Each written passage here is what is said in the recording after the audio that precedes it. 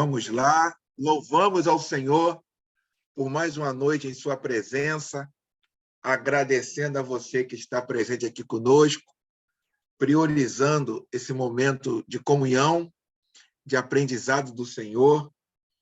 E eu gostaria de pedir, por gentileza, que a irmã Jacira orasse ao Senhor. Irmã Jacira, a senhora pode orar? Posso, pastor, posso sim. Pode orar para nós iniciarmos a nossa aula, pela vida do professor, por quem está vindo ainda aqui para a aula. Por favor, ora. Tá bom. Um instantinho, deixa eu me concentrar, que eu só estou desprevenida. Muito bem. Eu queria, bem amado Espírito Santo de Deus, que esta oração suba com aroma doce, suave, ao agradável soberano Deus.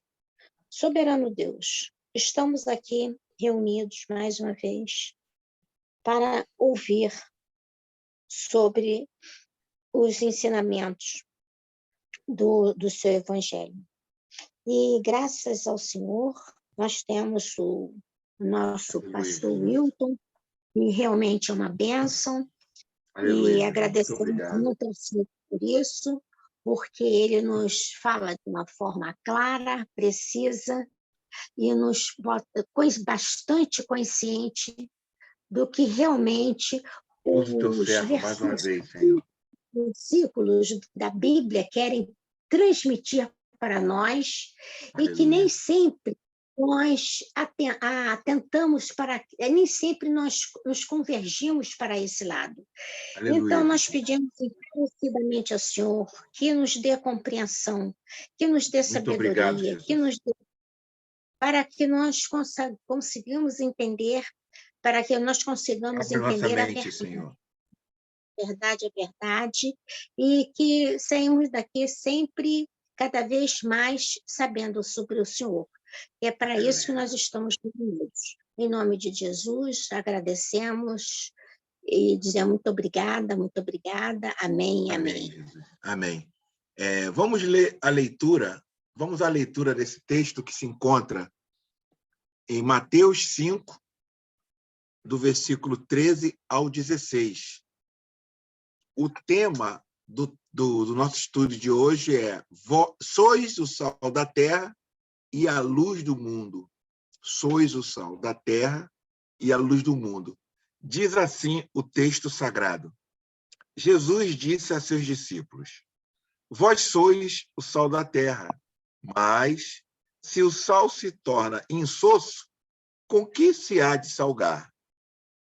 Só serve para ser jogado fora e pisado pelas pessoas. Vós sois a luz do mundo. Não se pode esconder uma cidade situada no alto de um monte. Também não se acende uma lâmpada para colocá-la debaixo do alqueire, mas para pô-la no candelabro, a fim de que ilumine todos os da casa. Assim, brilhe vossa luz diante dos homens, para que vejam boas obras e glorifiquem vosso Pai que está no céu. Por favor, professor, deixa Deus te usar. Amém. Boa noite, meus irmãos. A graça e a paz do Senhor Jesus. Amém. Vocês estão ouvindo bem? Muito bem.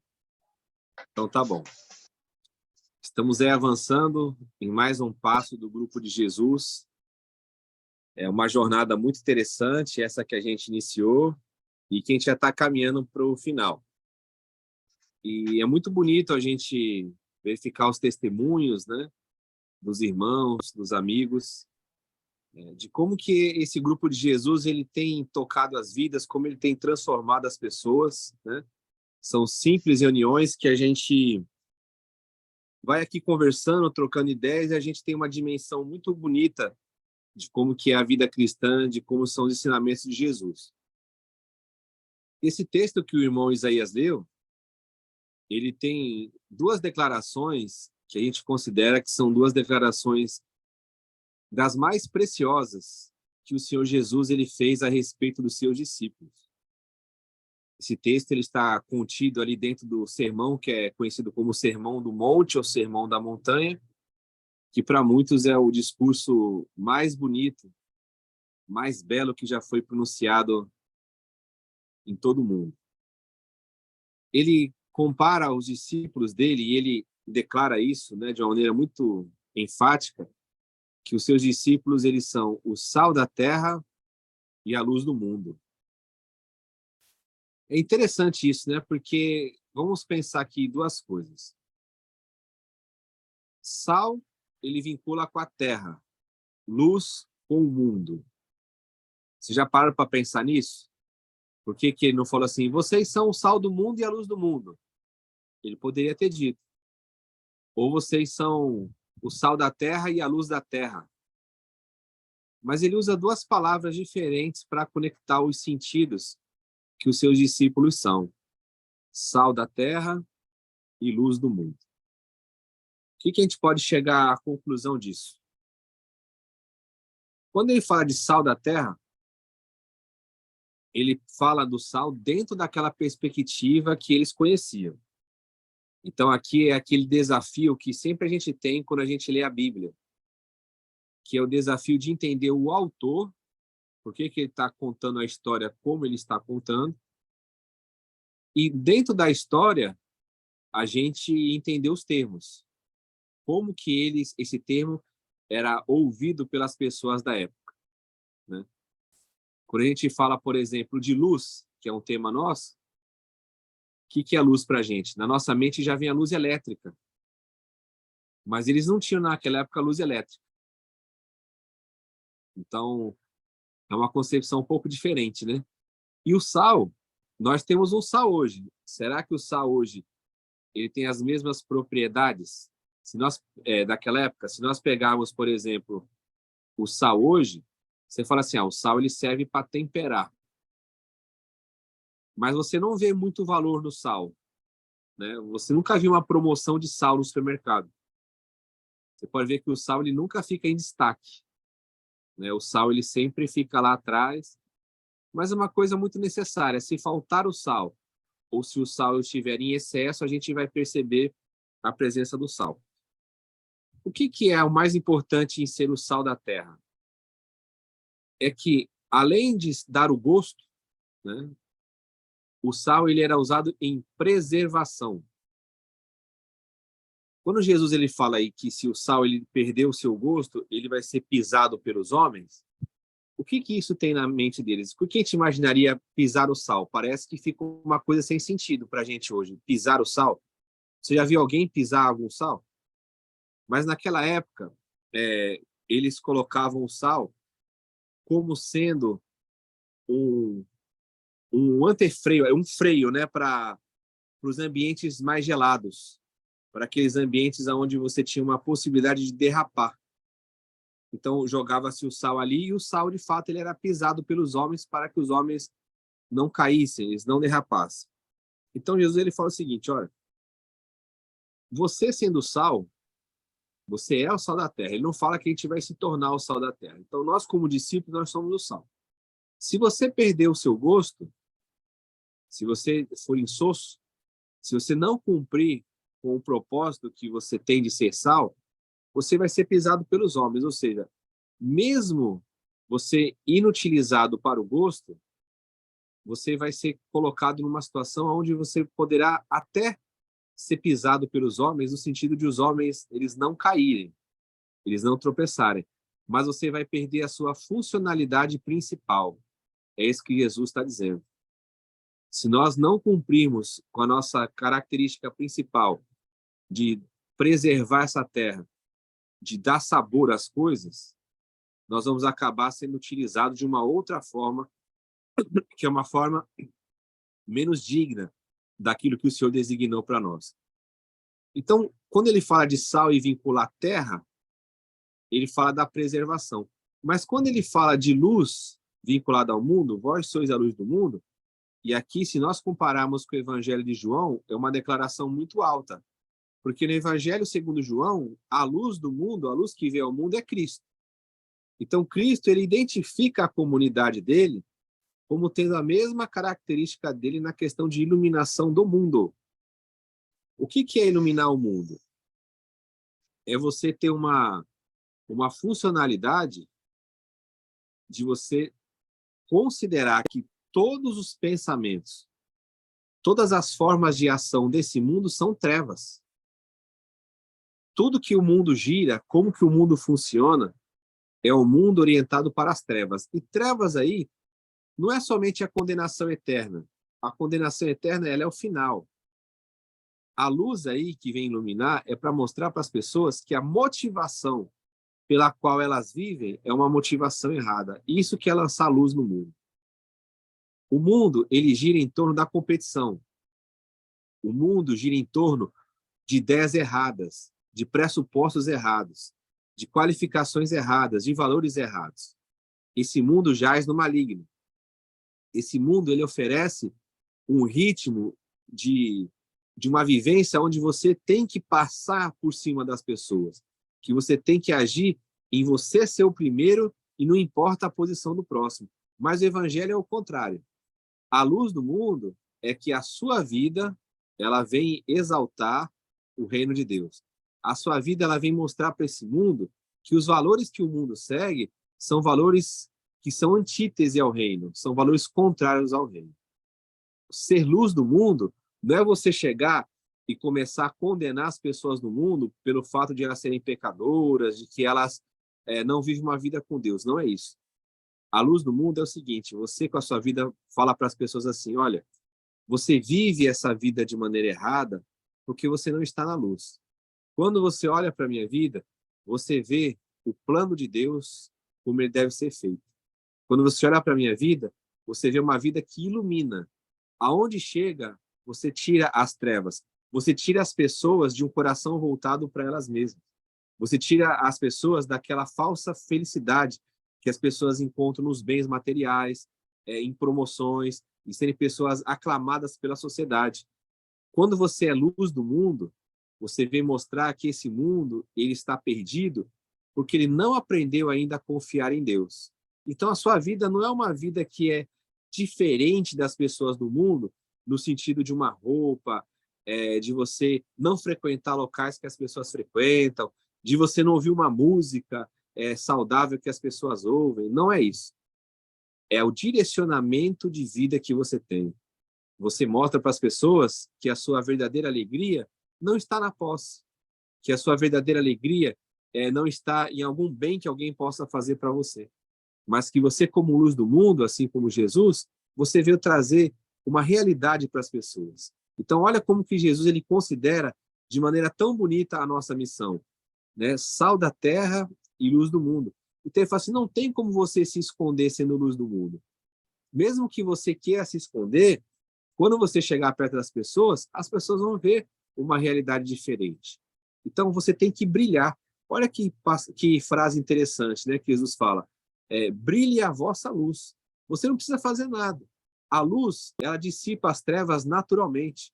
Então, quando você chega no ambiente, quando você chega no local, você só tem que fazer uma coisa, é estar ali. Quando você está ali, a luz que você é começa a brilhar. Você não precisa caluniar as pessoas, você não precisa criticar, você não precisa mostrar que você é mais santo que elas através de uma fala. A sua vida começa a brilhar. E quando você brilha, tudo que é trevas começa a ser dissipado. Então, qual que é a nossa principal função? É que as pessoas elas tenham uma visão verdadeira. Quando você está num ambiente escuro, o que acontece? Você tropeça, você bate, você não encontra as coisas. Então, quando a gente chega perto das pessoas desse mundo, quando a luz começa a brilhar, ela começa a ver o que está de errado na vida dela. Ela começa a ver onde ela tropeça. Porque ela está em trevas, então ela está apalpando, ela está andando, e ela não consegue enxergar onde que está o defeito, onde que está o erro. Por quê? Ela não tem luz. Agora, quando você chega, não. Você começa a iluminar. Aí, através da sua vida, a pessoa começa a ter consciência de qual que é o caminho certo, aonde que ela tem que andar, o que que ela tem que deixar de fazer, o que que ela tem que começar a fazer. Então, esse papel que o Senhor Jesus ele diz que nós temos, ele é muito precioso porque é o mesmo papel que Jesus teve. Aonde Jesus chegava, as trevas saíam, os demônios iam embora, as pessoas eram libertas. Então, essa é a nossa função, ser sal da terra e luz do mundo. Passar para o irmão Isaías.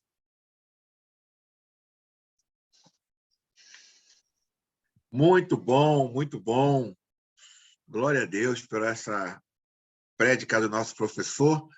E vamos agora iniciar, como é de costume, aquela nossa dinâmica de participações com questionamento, perguntas a respeito desse texto tão rico, tão interessante, professor.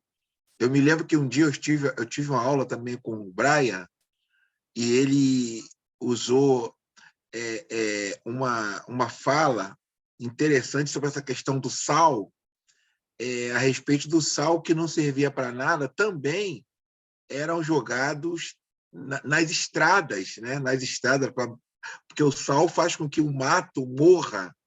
Então, eles faziam a estrada e jogavam aquele sal que não era utilizável, etc., na estrada, e conforme as pessoas iam passando, iam fazendo aquele caminho naquele lugar. Então, é interessante. Eu estou como sempre eu brinco aqui, com várias perguntas, mas eu brinco, mas falo a verdade. Mas eu queria abrir para os irmãos, para a irmã Sheila, para o irmão Alexandro, ou melhor, é Alexandro.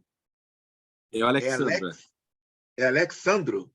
É o Alex. Geraldo de Almeida Moraes. Não, Alex tá dando, Alexandro. Porque ali porque tá ditado errado, mas é o Alex. Tá bom, Alex. Abri para a irmã Jacira, irmã Cícera, irmão João Carlos, o irmão o Pimenta do Reino está na área, Wilton. Tá aí, né? O homem do Caldo Verde, o irmão Alan também está conosco. O irmão Alan está conosco aqui. Então, eu gostaria de abrir para os irmãos perguntarem algo a respeito, que marcou, alguma dúvida, por favor. Fiquem à vontade. Estamos entre irmãos. Podem abrir seus microfones e perguntar. Se não... Não. Bom, pastor, se o senhor me respondeu, eu não sei, que ainda nem li. Mas uma coisa eu pergunto. Sim. Eu fiquei muito curiosa quanto ao sal e não à luz, sabe? Porque a luz, como o senhor falou, é mais fácil de se entender, porque a luz dissipa as trevas, e as trevas nós sabemos perfeitamente o que ela é, mais claro. Agora, o sal, inclusive, Marcos fala, Marcos 9, 49, 50, eu pensei que ele fosse falar no 49 o sal e a 50 a luz. Aí eu fui correndo lá. Não, ele só fala no sal. Aí eu fui no Lucas, também a mesma coisa, Lucas 14, 34 e 35. Eu estou pensando que no versículo ele fosse falar o sal e no 35 a luz. Não, só fala do sal. Aí eu falei, epa, 2 discípulos falando só de sal. Primeira pergunta para o pastor. O único que fala da luz é o pastor, é o Mateus, é isso? Sim, nesse contexto, sim. Nesse contexto, sim. Segunda pergunta. Fui ler alguma coisa. Aí o sal está muito relacionado à aliança com Deus. Aí lá vem a aliança com Deus no Antigo Testamento, Levitas 2, 3, 2, Levítico 2, inciso, o versículo 13, que aí fala também dos holocaustos e diz que o sal é muito usado. Aí eu pensei, o sal é muito usado para quê? Para temperar lá as coisas, ou o sal é utilizado como? Aí eu gostaria que o senhor explicasse um pouquinho sobre isso e falasse um pouco mais do sal, que eu acho que o sal está com mais destaque e é mais complexo de se entender do que a luz. Para mim, para Jacira. Os demais, me desculpa, não sei. Sim. Nessas questões da aliança para com Deus, né? O sal ele tinha essa funcionalidade lá na religião israelita, vamos chamar assim. Então, ali sim, apresenta bastante o conceito da preservação, né? as ofertas eram salgadas, ou seja, elas tinham que passar por esse processo, que era um processo de conservação, para que elas pudessem ser oferecidas a Deus. Então, nesse aspecto, ela fala de uma questão da aliança, como a senhora bem colocou, né? Quando tem um discurso lá em Mateus, ele fala não nessa perspectiva de uma aliança com Deus, mas na nossa perspectiva de relacionamento com as pessoas. Então, são dois aspectos diferentes.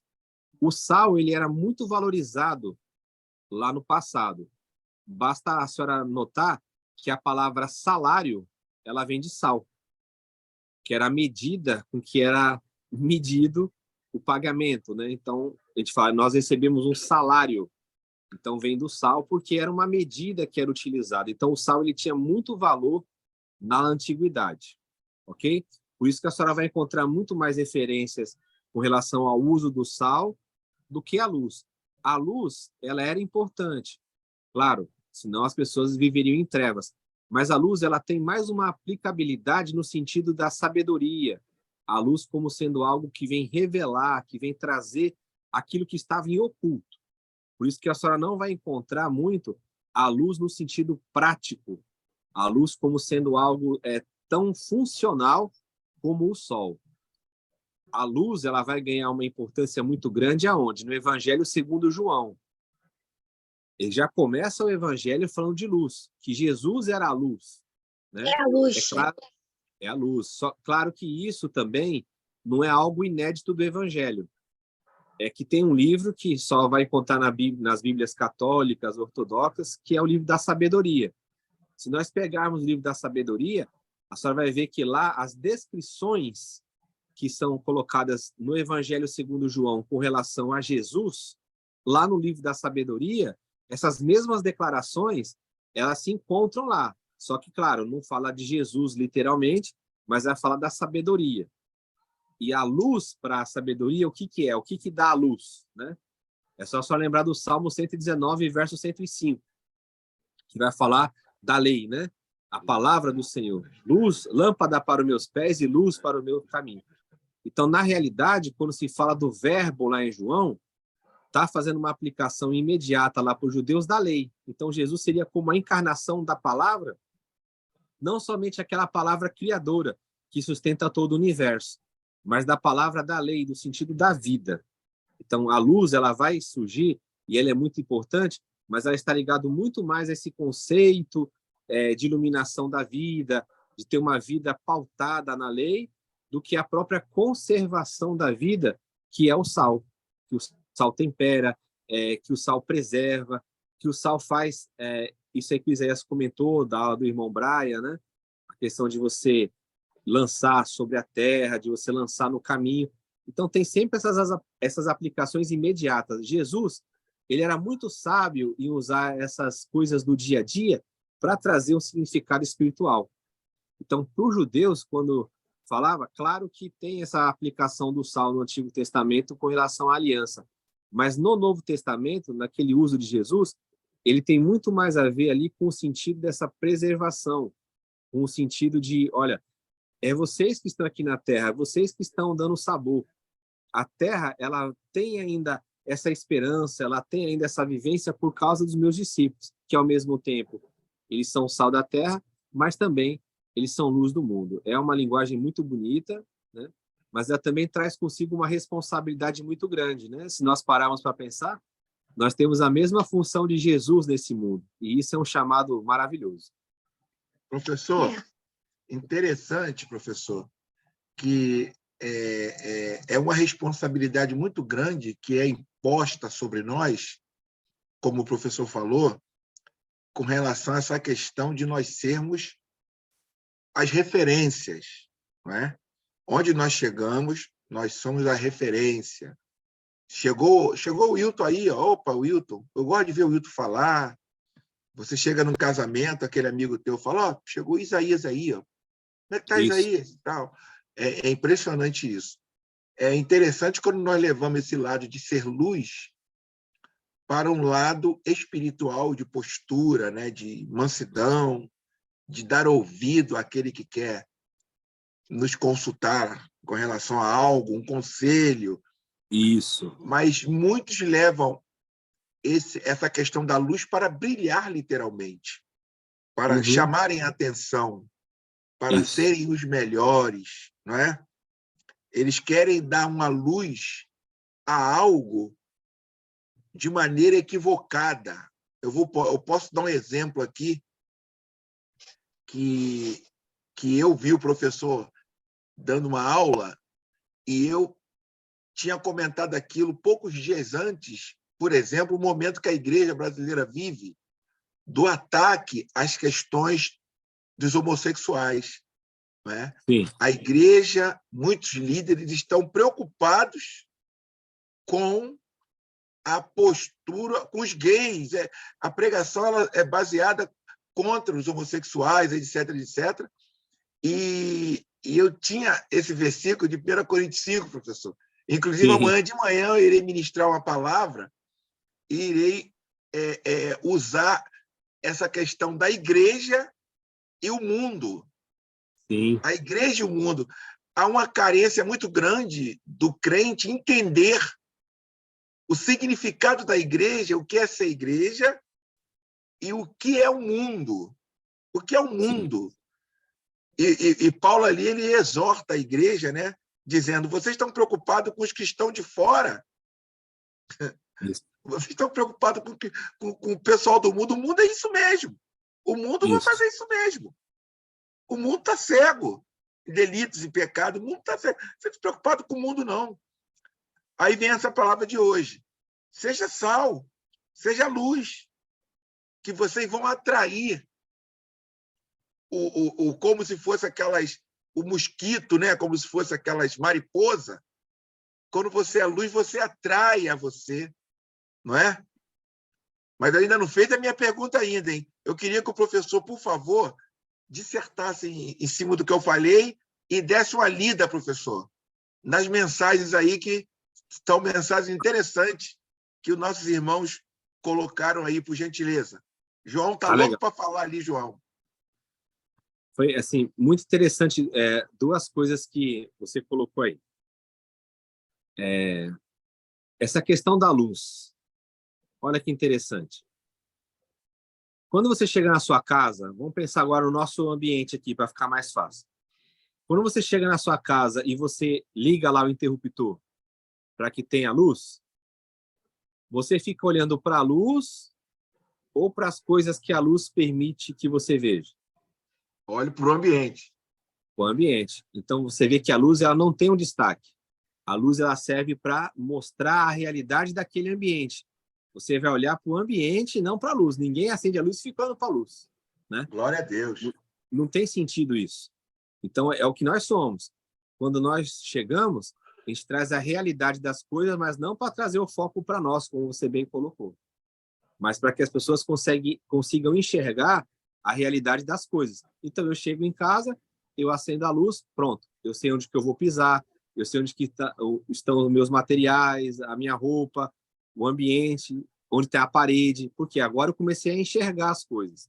Mas eu não fico assim, eu vou olhar para a luz. Se eu ficar parado olhando para a luz, eu não vou sair do lugar. Então, de fato, a luz ela não tem que chamar atenção para ela mesma, ela tem só que cumprir a sua funcionalidade de iluminar.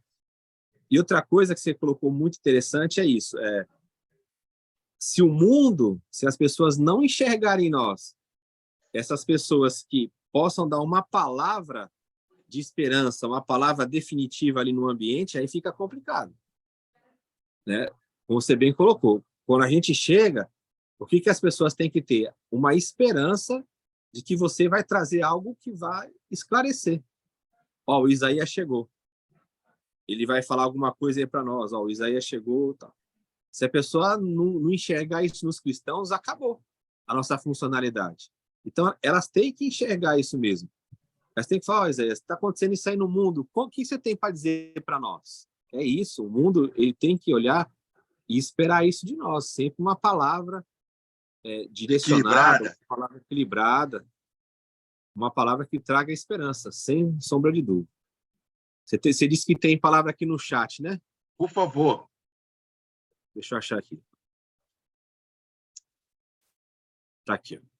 Vou começar a ler lá. A irmã Cissa deu a paz. Aí vem o Alex. Mundo, competição, discípulos, comunhão. Mundo, jaz no maligno, discípulos, está em Cristo. Mundo, cada um vive para si. Discípulos, vive para Deus. Mundo, afastado de Deus com um vácuo no meio. Discípulos, perto de Deus com Jesus como mediador. Mundo cheio de si, discípulo cheio de Deus. Muito bom. Ele fez aqui uma antítese, né? Uma comparação do mundo com os discípulos. Muito bom isso. Aí vem o irmão Alan. Luz, do grego aletheia, no sentido de revelar o que está oculto. É uma pena que não estou podendo abrir o microfone. O Sermão do Monte é maravilhoso. É contra a cultura. Perfeito. Isso, essa questão da aletheia, né? Ela tem a ver com a questão da verdade. Sim. A realidade das coisas é revelar de fato o que está oculto, não apenas uma contraposição à mentira, né? Quando Jesus fala, eu sou o caminho, a verdade e a vida. A verdade é a aletheia, ele vem trazer a realidade das coisas. Isso mesmo. E aí vem o irmão Alex, né? Nesse contexto ali fecha a grande finalidade disso, para que glorifiquem vosso Pai. O modo de viver em mim que reflita a Cristo, onde ele seja visto. Como falado pelo irmão Alan antes, uma contracultura, onde na ortopraxia, na verdade, o eu que tem que aparecer, onde mesmo nas igrejas os homens são mais focados em si ou nos outros, do que o próprio Cristo, onde este tem a devida glória desviada de si. Exatamente. É um ponto que a gente vê hoje muito, assim, parece que até uma coisa que ficou normalizada, né? A gente começa a combater aquilo que não é para combater, como o irmão Isaías falou, e a gente deixa de viver aquilo que é para a gente viver, né? Como o irmão Ala colocou, essa contracultura do reino, ela não é uma contracultura no sentido de você ofender as pessoas, mas a sua vida, ela sobressai principalmente no Sermão do Monte, né, contra as ideias religiosas da época. O Sermão do Monte, ele tem como versículo-chave ali no início, Mateus 5, verso 20, onde Jesus fala assim, se a vossa justiça não exceder a dos escribas e fariseus, vocês não entrarão no reino dos céus, né? E aí, o que é esse exceder? Ele vem explicando ali no contexto. Ouviste que foi dito, eu porém vos digo. Então, uma contracultura, né? Tem até um livro do John Stott com esse nome, né? Sermão do Monte, a contracultura do reino, onde essa contracultura, ela atinge todas as áreas, em especial a esfera religiosa, que a esfera religiosa ela não traz essa aletheia, essa realidade. Ela só traz a sombra. Ela só está preocupada com o rito e não com a verdade das coisas. Muito bem colocado aí pelos irmãos. Vamos lá. Perguntas? Vamos lá, Márcio, irmã Cissa. Por favor. Boa noite, meus irmãos. Tudo bem? Por Oi, favor, Márcio, fique à vontade.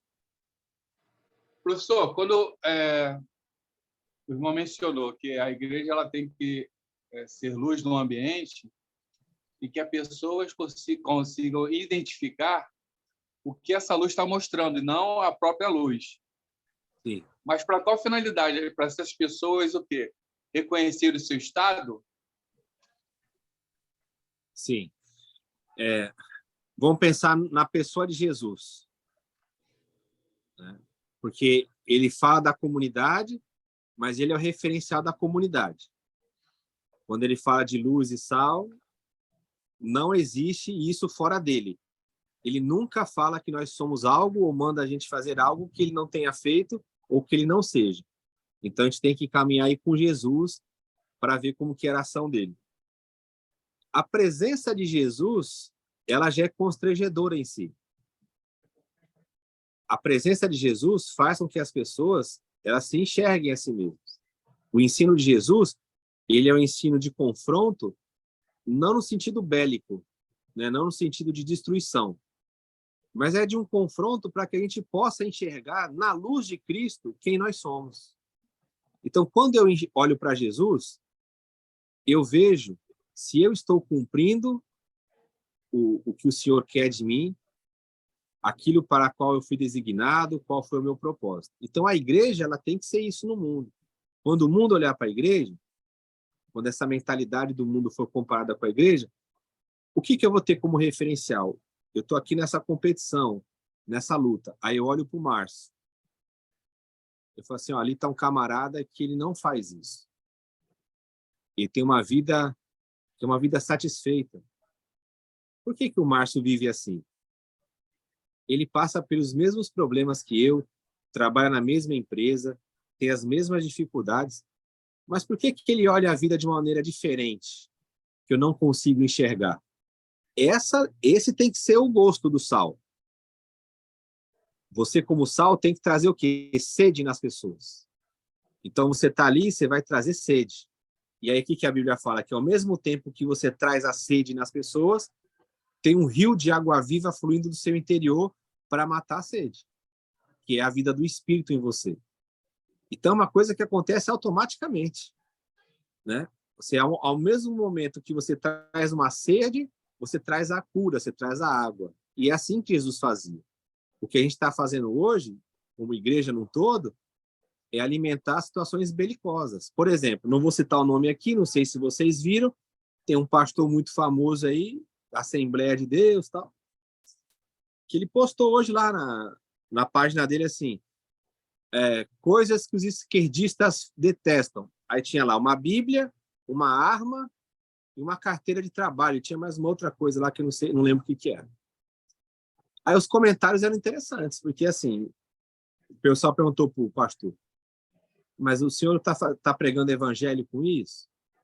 O senhor está desconsiderando? O senhor está fazendo acepção de pessoas? Na sua igreja não tem ninguém que é esquerdista? Ou seja, esse não é o tipo de confronto que o Senhor nos chama a realizar como contra a cultura do reino. Jesus, ele não optou por nenhuma escola religiosa da sua época.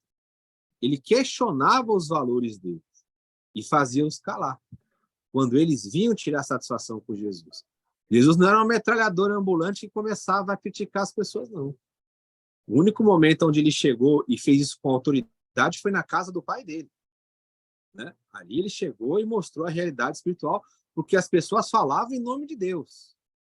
Então, como Isaías falou, eu não tenho que estar ali metralhando uma pessoa que não conhece a Deus. Eu posso ter essa postura profética, dura, com aqueles que usam o nome de Deus em vão. Agora, com aquelas pessoas que estão nas trevas, eu tenho que ir lá e levar luz para elas. É isso que o Evangelho mostra. Então, Márcio, o papel da igreja é esse. A gente está se perdendo em quê? Em apontar algo que as pessoas são. Mas não é... E o interno? Esse dia eu cheguei com um pastor que é amigo meu e ele estava reclamando da Barbie. E que não sei o quê, o pessoal está indo ver a Barbie e tal, que o mundo é idiota e que vê a Barbie. Eu falei, pastor, tudo isso que o senhor está falando aí é fácil de falar. Agora eu quero ver o senhor, com toda essa força, falar contra os coronéis que tem na sua denominação. Eu quero ver o senhor ser macho para falar contra os caras que estão criticando o povo, o pessoal que está usando o dinheiro do povo, que está enriquecendo, o pessoal que está pregando falsa doutrina dentro da sua igreja. Aí o senhor não se levanta. O senhor chegar e falar que as pessoas do mundo estão indo ver a Barbie porque elas são idiotas, o que isso tem a ver com o evangelho? O senhor esperava que fosse fazer uma Barbie cristã? A Barbie é do mundo. Eles estão lá fazendo o papel deles. O senhor tem que levar o evangelho. Agora eu quero ver o senhor ter essa denúncia dentro da Assembleia de Deus, dentro da sua denominação. Então a gente perdeu, Márcio, essa característica profética. A gente acha que a gente é profeta falando contra o mundo. Nós temos que falar contra o mundo num ponto, que é o que os profetas faziam, quando os governantes do mundo agiam contra as pessoas mais indefesas. Aí nós temos que ter o senso profético, assim como Jesus fez.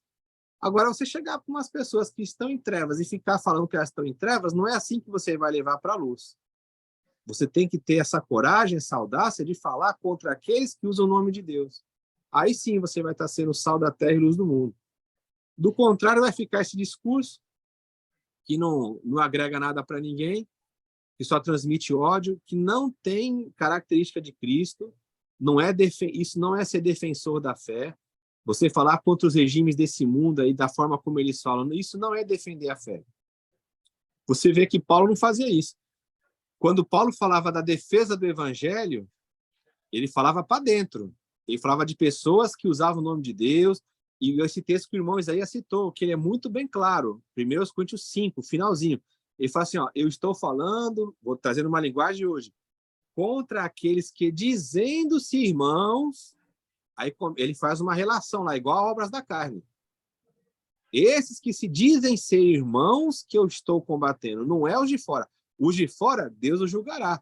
Agora nós temos que julgar os de dentro. É isso que é ter esse senso profético, que isso aí a gente tem que admitir verdadeiramente, que está muito raro hoje em dia, muito raro mesmo. Irmão Wilton, eu andei, como sempre nós temos um pensamento muito igual sobre essas questões, eu conversei com um amigo sobre isso um dia desse e eu falei para ele que Jesus na Bíblia, ele é difícil você ver na Bíblia Jesus dando um puxão de orelha num pequenino, num pobre, num necessitado, numa prostituta, né? Na mulher samaritana. Você não vê Jesus dando sermão, dando bronca, dizendo que ela vai para o inferno, que vai queimar. Jesus não vê isso. Jesus ele toma certas atitudes com os cristãos, né? Com os cristãos, não, na realidade, com os judaizantes, não é isso? Jesus toma os religiosos. Né? Os religiosos do seu tempo. Isso, com os religiosos do seu tempo. Os mestres da lei, os fariseus, não é? Sim, os sacerdotes. Isso. Os coronéis da época. Exato. Que Jesus é duro com eles, duro. Mateus 23 é um exemplo, né? Exato. Jesus é duríssimo com eles. Por favor, mais alguma pergunta? João, abriu o microfone aí, João. Tem uma no chat eu estava esperando você. Você é o seguinte, não é pergunta. Está dando para ouvir? Tá, sim. Tá. Não é pergunta, é um pensamento. Por exemplo, a gente sabe, né, que Jesus estava falando basicamente para os pescadores, né? Porque seus discípulos, porque a prática de usar o sal era para conservar o peixe, até porque eles recebiam do governo romano, eles levavam o peixe fresco e davam o peixe seco para eles, dar conservado no sal. Então, a fala de Jesus ali era compreendida, pelo menos pela maioria, né? A eficácia do sal, né? De usar o sal. E também eu fiquei pensando aqui, o sermão de Jesus sempre era dado às claras, né? Para ele falar da luz, né? Ele não estava à noite, pregando à noite, ele estava falando. Então, ficou fácil ele dar esse exemplo da luz, né? Da escuridão. E aí eu fiquei pensando também, por exemplo, eu trabalho com comida, eu trabalho com gastronomia, e eu tenho o maior cuidado com o sal. Geralmente, o sal eu coloco como momento final, para poder conservar ou não ser demais, não colocar muito sal, e aí ninguém come. Né? Aí, Hilton, a gente pode encontrar pessoas que são sal, mas são tão sal que a pessoa não consegue suportar aquela salina toda daquela pessoa. Ela se acha muito sal da terra e ela começa a salgar demais a vida da pessoa. Eu estava pensando nisso aqui, nesse exemplo que Jesus dá aí. Sim. A falta do Provérbios fala isso, né? Provérbios fala para não ser demasiadamente justo, né? Não é que você tem que ser injusto, mas se você carregar na sua justiça, nem você vai conseguir cumprir o que você coloca. Aí cai naquele padrão religioso, né? Vocês atam fardos pesados, mas você não consegue colocar o dedinho lá. Aí você não consegue. Porque o sal, ele é exatamente esse ponto. O sal é equilíbrio. E a sua mão aí já é calibrada. Você tem a mão calibrada aí. Você fala, se eu botar um pouquinho mais de sal aqui e não misturar, na hora que eu for servir, acabou. A pessoa come e fala, tá muito salgado isso aqui, aí não come. Então, se você chegar demasiadamente justo, se imagina se Jesus aplicasse o padrão de justiça completo, ninguém escaparia, né? Então, o que ele coloca? Ele fala, olha, eu quero a misericórdia. E a misericórdia é transformadora. O problema é que quando as pessoas falam dos atributos de Deus, como amor, misericórdia, elas acham assim que esses atributos eles são incompletos. Lembra aquelas músicas que, infelizmente, elas ficaram perpetuadas no nosso meio? Olha, Deus é amor, mas é justiça também. É como se, assim, se o amor de Deus não completasse, se o amor de Deus não fosse poderoso, se o amor de Deus não fosse justo, né? Então, a pessoa ela tem um entendimento errado do que é o amor, então ela tem que aplicar uma outra coisa. Olha, Deus é amor, mas ele é justiça também. Como se Deus tivesse o lado bom e o lado ruim. Então, é exatamente isso. Como que eu vou carregar em algo na vida? Não tem como. Não tem. Tem hora que você tem... Jesus, ele tinha essa compreensão. Ele fala assim, olha, tem coisa que eu faço agora que vocês não entendem, vocês vão entender depois. Vai devagar, um passo de cada vez. Paulo, o autor aos Hebreus, eles tinham assuntos para tratar com a igreja. Ele fala assim, ó, não tem como tratar agora, vocês são imaturos, vocês não são espirituais ainda, vocês são bebês em Cristo. Se eu desse alimento sólido para vocês, você entende muito melhor do que a gente aqui sobre alimento sólido, alimento leve. A pessoa que está enferma, se você chegar e dar uma feijoada para ela, ela vai morrer. Uma criancinha ali tem que estar na sopinha ainda, no leitinho, falar, ó, é a vida cristã, o leitinho é a palavra, mas não tem como trazer aquela sustância, não tem como trazer aquele alimento que o João faz lá na África. Se botar aquilo, a pessoa ela vomita, o estômago dela rejeita, porque ela não está acostumada com isso. Então, a gente coloca esses padrões que é como Jesus falou naquela época, falou, vocês não entram e não permite que as pessoas entrem. Vocês estão impedindo as pessoas de entrar. Isso é muito sério. Por favor, professor Hildo, pode dar uma leitura aí no nosso chat, por favor? Deixa eu achar ele aqui. Tá. Aqui tem o irmão Alan que falou assim, nossa, muito bom. É importante observar que quando Jesus fala nesse trecho sobre os fariseus, da justiça deles, ele, na verdade, não está criticando necessariamente, mas está falando das 603 leis que os fariseus aplicam, mais ou menos. Nós temos que buscar uma justiça maior do que deles. Exatamente. Aí vem o Alex. Infelizmente, hoje, além do sistema no mundo, temos o sistema na igreja, ambos nocivos. Vida de uma mera religião no lugar de viver o evangelho. Exatamente também. Irmão Alan, só tem como conhecer... Desculpa, é que entrou outra mensagem. Só tem como conhecer a Jesus através da Bíblia, mas, infelizmente, a grande maioria não tem interesse em ler e estudar. Como conhecer? Conhece um Jesus hollywoodiano, europeu. Isso. O próprio Paulo fala, se conhecer um outro Jesus, com razão vocês vão sofrer, né? Aí vem o Alex novamente que fala assim, conheço uma irmã que faz parte de um grupo interdenominacional que faz visitas nas casas, ora pelos enfermos, ora com os não crentes, etc. Aí os líderes na dela a disciplinaram por isso, mesmo ela comunicando aos líderes dessa igreja e ela dando assistência assídua em todas as atividades dessa igreja, disciplinada por levar Jesus às outras pessoas com irmãos de outras igrejas, pessoas impedidas de ser o sal pelo sistema. Ah, isso tem muito, Alex, isso aí tem muito. Se você não falar segundo a cartilha da religião, você é herege, você é liberal, isso aí é... O sistema sempre foi assim, Jesus para eles era endemoniado, né? Jesus era um maldito, era louco, era um samaritano.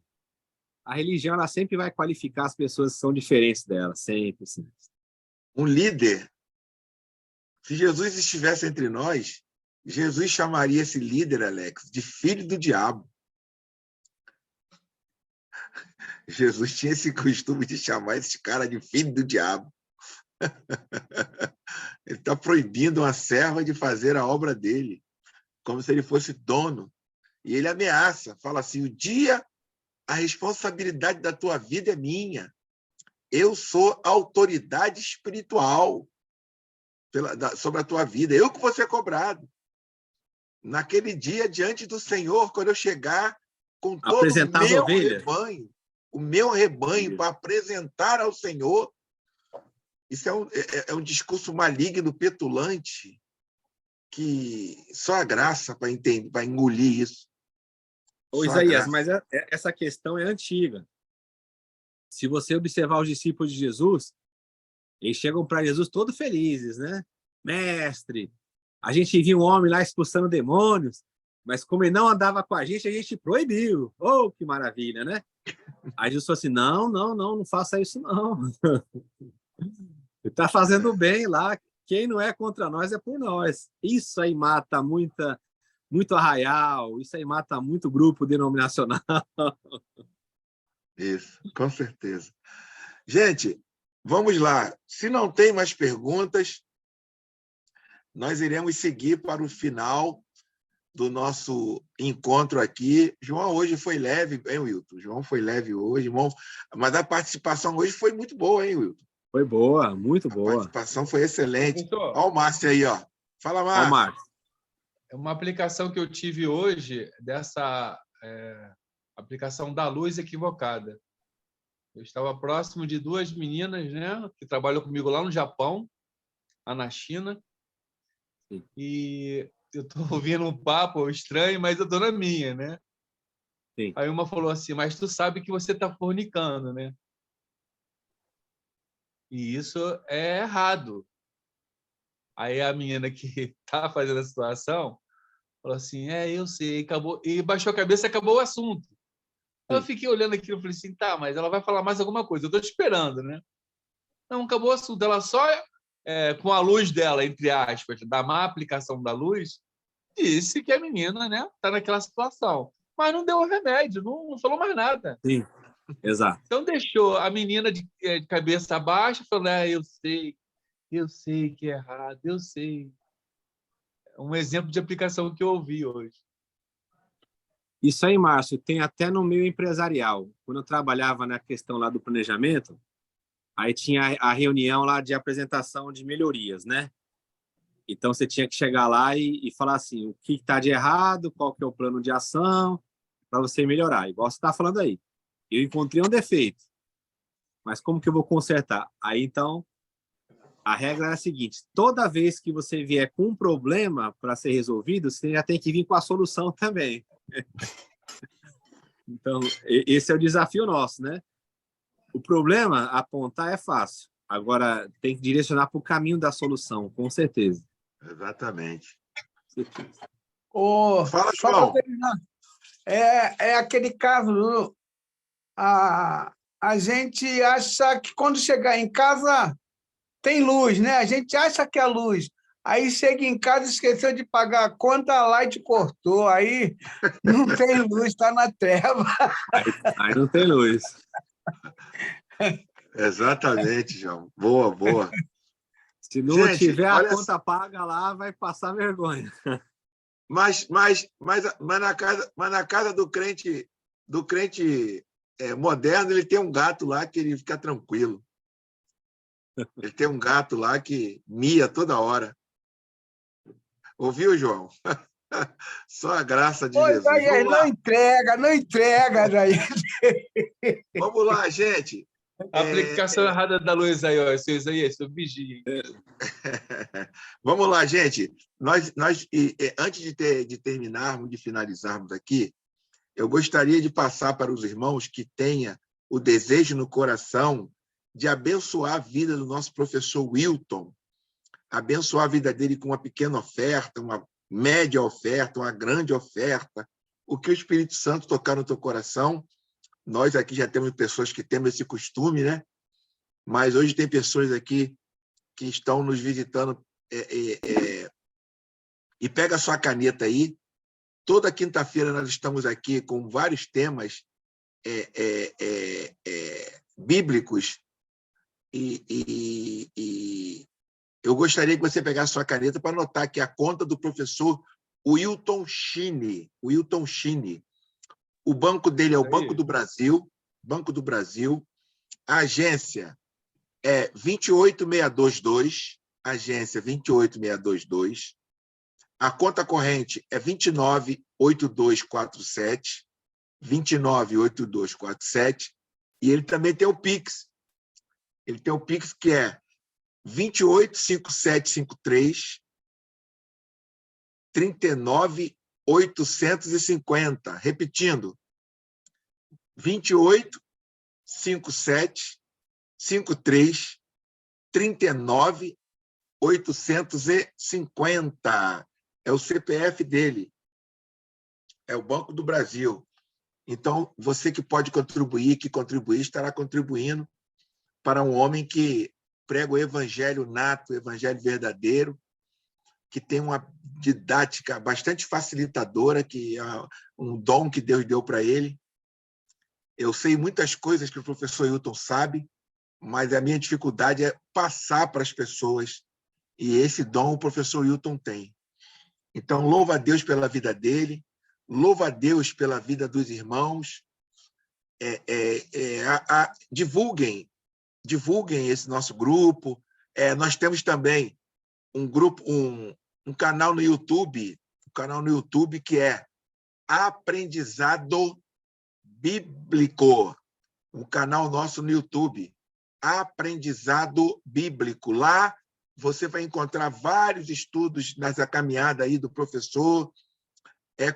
Existe cobertura espiritual, ele faz uma dissecação em todos os livros da Bíblia. É maravilhoso o canal lá, Aprendizado Bíblico. Podemos terminar? Alguém tem mais algo a falar? Vamos lá? Eu gostaria, então, de mandar um abraço para a irmã Cissa, que ficou quietinha hoje. Deus é contigo, irmã Cissa. Irmã Sheila, nosso amado irmão Alan, que participou bastante, o nosso Pimenta do Reino, o nosso irmão Alessandro, João, como sempre, muita sabedoria. E eu gostaria que a irmã Jacira fizesse aquela oração abençoada, irmã Jacira, por favor. Ou a senhora quer que eu faça? Quer que eu faça a oração? Eu farei, pode deixar. Pode fazer? Com a graça de... Pode fazer, por favor. Qualquer coisa eu peço socorro, tá? Tá bom. Eu tenho que testar-me. Isso. A primeira, converte-me primeiro a mim. Para que eu comunique aos outros a boa notícia. Dai-me audácia. Neste mundo cético e autossuficiente, tenho vergonha e medo. Dai-me esperança. Nesta sociedade receosa e fechada, eu também tenho pouca confiança nas pessoas. Dai-me amor. Nesta terra insolidária e fria, eu também sinto pouco amor. Dai-me constância. Neste ambiente cômodo e superficial, eu também me canso facilmente. Converte-me primeiro a mim, para que eu comunique a boa notícia. Amém, amém. Quem escreveu foi P. Lloyd. Agora temos a outra, que é a nossa oração de São Francisco de Assis, tá? Senhor, fazei de mim um instrumento de vossa paz. Onde houver ódio, que eu leve o amor. Onde houver ofensas, que eu leve o perdão. Onde houver discórdia, que eu leve a união. Onde houver dúvidas, que eu leve a fé. Onde houver erros, que eu leve a verdade. Onde houver desespero, que eu leve a esperança. Onde houver tristeza, que eu leve a alegria. Onde houver trevas, que eu leve a luz. Ó Mestre, fazei que eu procure mais consolar que ser consolado, compreender que ser compreendido, amar que ser amado, pois é dando que se recebe, e é perdoando que se é perdoado, e é morrendo que se vive para a vida eterna. Amém, amém, amém. São Francisco de Assis. Agora vem, ó Deus, que amas todo ser humano, quando compreendemos que teu amor é, antes de tudo, perdão, nosso coração acalma, inclusive para mudar. Amém, amém. Quem escreveu foi H. Roger de Taité. Agora vem, que Cristo Jesus seja plenamente formado em nós. Amém, amém, amém e amém. Acabou. Amém. Amém.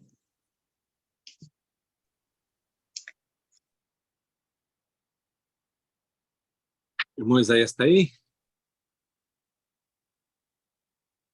Está fechado o microfone, Isaías. Rapaz, eu estou falando aqui, agradecendo a vocês, a todos, por gentileza, pela gentileza de estar aqui. Chamem pessoas para a próxima quinta-feira, que estaremos aqui para louvar e engrandecer o nome do Senhor, que vocês possam estar abençoados, uma quinta-feira abençoada. Professor, beijo no seu coração, fica na paz. Beijo. Fica na paz, gente. Tchau. Beijo. Amém. Tchau. Tchau. Tchau.